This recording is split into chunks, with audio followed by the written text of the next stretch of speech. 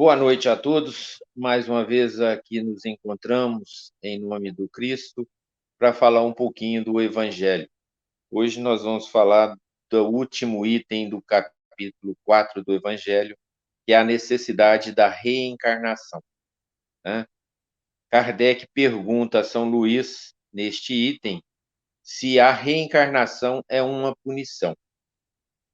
E São Luís responde, então, para Kardec que não, porque não existe privilégio para Deus, para as suas criaturas. E ele mostra para nós, né, a necessidade da reencarnação para fim de progresso, tanto do homem quanto do nosso orbe. E é assim, então, que vai se fazendo a necessidade de se reencarnar para progredir. Cada um vem em cada existência de acordo com as suas necessidades de progresso, com as suas mazelas a ser corrigidas. E aí, Santo Agostinho vai nos esclarecendo que aqueles que não fazem aquilo que devem, né? Que é cumprir com as leis divinas, tá? Que é amar uns aos outros, lei de conservação. Então, todas essas leis naturais são as leis divinas que nós deveríamos cumprir, né, para que nós possamos progredir. E então que Santo Agostinho nos esclarece que quando o homem não faz esta tarefa, né, dentro do seu progresso, a reencarnação se prolonga. E aí ela se torna, sim, um castigo, mas não porque Deus o castigou com a reencarnação, mas porque ele, não fazendo a sua reforma íntima, ele prolonga, então, a reencarnação até o infinito. Ou seja, ele vai reencarnar quantas vezes necessária até despertar, né, para a necessidade, então, de se cumprir as leis divinas. Leis estas que não são nem pesados, né, e nem duras, né? Tanto é que o Cristo diz: o meu fardo é leve e o meu jugo é suave. Então, nós devemos, então, seguir os ensinamentos do Cristo para que nós possamos ter, né, como meta o progresso. Não é à toa que Emmanuel e Chico dizia que nós deveríamos deixar morrer o homem velho para que nasça o homem novo. Então, é neste sentido. Quando nós fazemos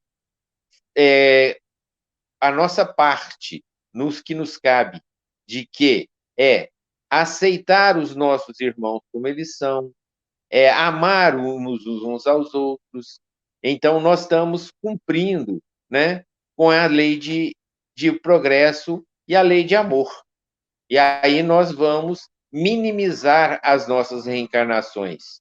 Ou seja, vamos estar quitando os nossos débitos que nós fizemos no atacado, aí no varejo, e bem devagarzinho, quitando um a um, e assim progredindo rumo ao esferas superiores. Agora, para isso, nós não podemos nos acomodar. O Cristo, no terceiro capítulo do Boa Nova, ele nos coloca a condição em nossas mãos de como é que do que nós precisamos para fazer este progresso. Quando lá ele se encontrava sentado próximo ao templo e o doutor da lei chega para ele e diz: o que fazes aí, forasteiro? E ele responde: estou a meditar como construir o reino de Deus na terra. E o sacerdote dá aquela risada sarcástica e diz: e onde vai conseguir recurso para tamanho intento? E ele responde: o recurso virá de todas as partes. E o doutor da lei fala para ele: mas os tolos, os imbecis também vêm de todas as partes. E ele responde: mas eu usarei o mármore mais puro e o sisal mais perfeito, que é a vontade e o coração humano. Então, ele nos coloca nas nossas mãos que para o nosso progresso, nós só precisamos da vontade operante em produzirmos algo melhor do que produzimos no dia anterior, do que nós produzimos na véspera, para que nós possamos progredir. Então, quando nós falamos, né, na lei de reencarnação, nós estamos falando de um progresso constante. São oportunidades que nos é dadas de resgatar débitos o futuro. Então, não é uma punição, como Kardec pergunta a São Luís, não é uma punição a reencarnação, mas é uma punição no ponto em que eu não me esforce de forma alguma. Na comédia também nos dá uma referência a respeito dessas múltiplas reencarnações. Espírito do lado de um rio, veio uma criatura mágica, bateu-lhes com a varinha de condão e eles atravessaram para outra margem. Na outra margem, depois de um determinado tempo, sem nada fazer, veio a criatura mágica novamente e bate-lhes com a varinha de condão e eles vão para a margem anterior, né? Ou seja, nós reencarnamos, encarnamos e reencarnamos sucessivamente, muitas vezes sem fazer progresso. Para isso, nós precisamos reagir com as leis. Ou seja, se nada fizermos, se nos acomodarmos, nós vamos e voltamos na mesma condição, quiçá, se não pior do que quando aqui estivemos da última vez, pois acumulamos ainda mais débitos, porque quem não faz o seu progresso, certamente ele fará algo que não é compatível à lei, e isso vai constar mais um débito na sua conta. Então, precisamos nós, né, reagirmos com a lei, fazermos algo, se não de bom, mas que nós possamos estar fazendo algo. Porque se eu faço algo, mesmo que não seja muito bom, e mais o que eu esteja fazendo, aquilo vai reagir com a lei e eu vou ter condição de progredir. E é assim que nós progredimos. Então, de reencarnação em reencarnação, melhorando a cada dia a nossa condição de espíritos eternos. Pois Kardec nos coloca que fomos todos criados simples e ignorantes, mas que demandamos a perfeição. Então, todos nós chegaremos ao ápice, né, das reencarnações quando atingirmos a angeletude, que é inerente a todos nós. Então, todos nós podemos um dia ser anjos e ter capacidades transformadoras. Nós temos o Chico como exemplo disso. Ele era um homem comum para a maioria de nós, mas que tinha condição de perceber a necessidade do outro mesmo à distância. Quantas vezes o Chico sentado na mesa, antes da psicografia, que estava próximo dele, dizia: vá lá chamar fulano que chegou, está lá de fora.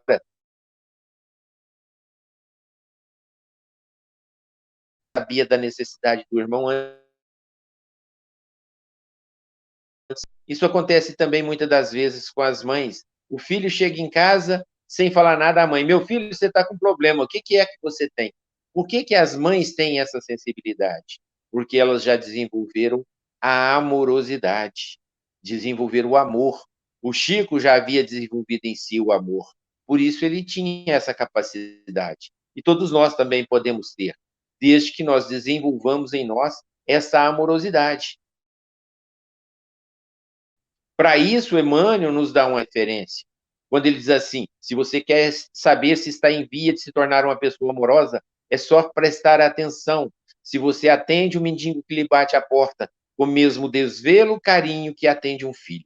Então, veja só, o dia que nós atendermos o mendigo que bate à porta com o mesmo carinho, amor e desvelo que nós atendemos o nosso filho, nós já estaremos em via de nos tornarmos amorosos. Ainda não seremos.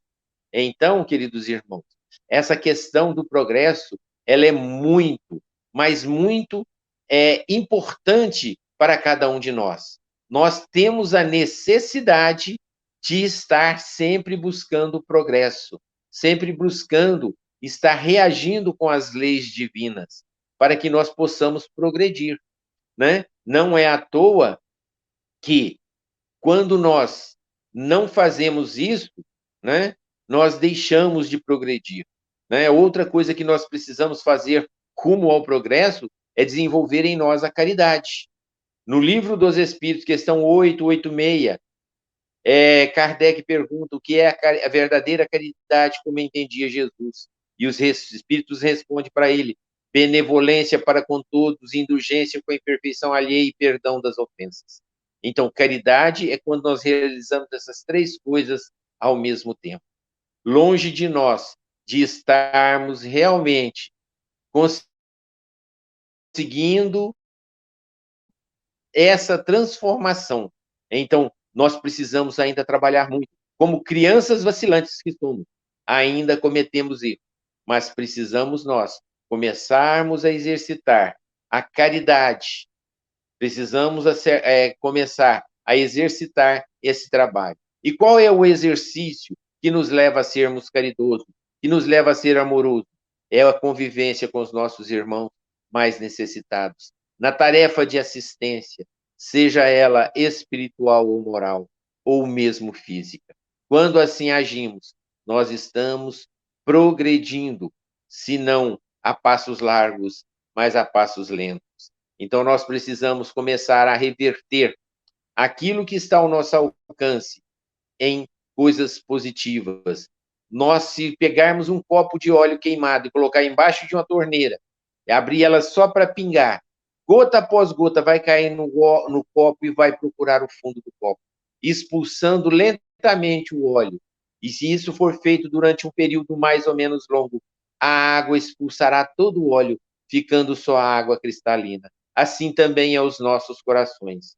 Se nós, a cada dia, substituirmos uma das nossas muitas iniquidades por uma gotinha de amor, por uma gotinha de esperança, por uma gotinha de paz, por uma gotinha de caridade, nós vamos chegar um dia ao ponto de dizer: já não sou eu mais que vivo, mas o Cristo quem vive em mim, como diz Saulo na estrada de Damasco. Então, queridos irmãos, que nós possamos, a partir desta meditação diária que deveríamos fazer, como nos recomenda Santo Agostinho no Evangelho, ao repousar a cabeça no travesseiro, façais uma meditação de como foi seu dia, se não perdeu nenhuma oportunidade de fazer o bem, se fez todo o bem que podia, se auxiliou todos aqueles que necessitavam, e assim nós temos então aí um roteiro dentro do Evangelho de como devemos agir e corrigir a nós. Não é à toa que estava escrito no frontispício do templo de Elfo: conheça-te a ti mesmo. Se nós não nos conhecermos, não tem como nós fazermos essas corrigendas. Não terão como nós fazermos o progresso e não terá como a gente fazer numa quantidade menor ou numa quantidade necessária para que nós possamos, no futuro próximo, ser espíritos felizes. Senão, continuaremos sendo espíritos infelizes, e isso sim é uma punição para cada um de nós. Essas reencarnações sucessivas sem progresso, aonde nós não vemos o porquê dessas reencarnações. Por que eu tenho que estar aqui nesse planeta sofrendo dioturnamente? Então, queridos irmãos, a resposta está em mim mesmo. Enquanto eu não fizer a minha reforma íntima, enquanto eu não fizer para o outro aquilo que eu desejo para mim, enquanto eu não ser severo para comigo e indulgente para com o outro, nada disso vai me valer. Senão, São Paulo não teria dito: nem se eu falasse a língua dos anjos, nem que se eu tivesse o dom da profecia, se não tivesse a caridade, nada seria. Então, queridos irmãos, fica para nossa meditação a nossa fala de hoje, pedindo que todos reveja o ponto de vista, reveja as suas atitudes e as nossas atitudes, melhor dizendo, para que nós possamos fazer o nosso progresso, para que nós possamos herdar a terra, pois o Cristo disse: os mansos e pacíficos herdarão a terra. Então, queridos irmãos, que nós possamos nos colocar nessa condição, a partir das muitas oportunidades que Deus nos oferece através das múltiplas reencarnações.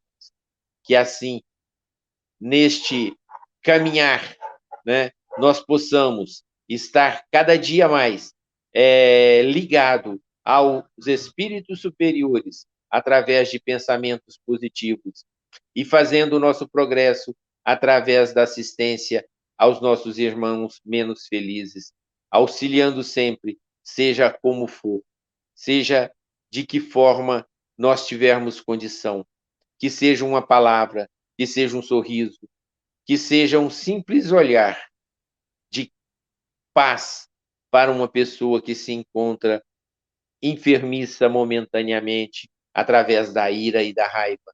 Então, que nós possamos estar sempre perdoando, ou melhor, a gente não tenha necessidade de perdoar, porque só perdoa aquele que aceita a ofensa. Se nós não aceitarmos a ofensa, como o Chico sempre fez, ele nunca precisou perdoar ninguém, porque ele não se sentia ofendido com nada que dissesse a ele. E assim nós devemos também agir. Nós não devemos aceitar esses presentes maçãs que são colocados às vezes em nossas mãos.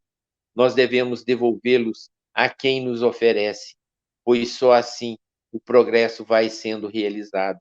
Pare passos, pois só o tempo é capaz de sanar todas as nossas chagas abertas por nós mesmos, através de atos impensados do passado.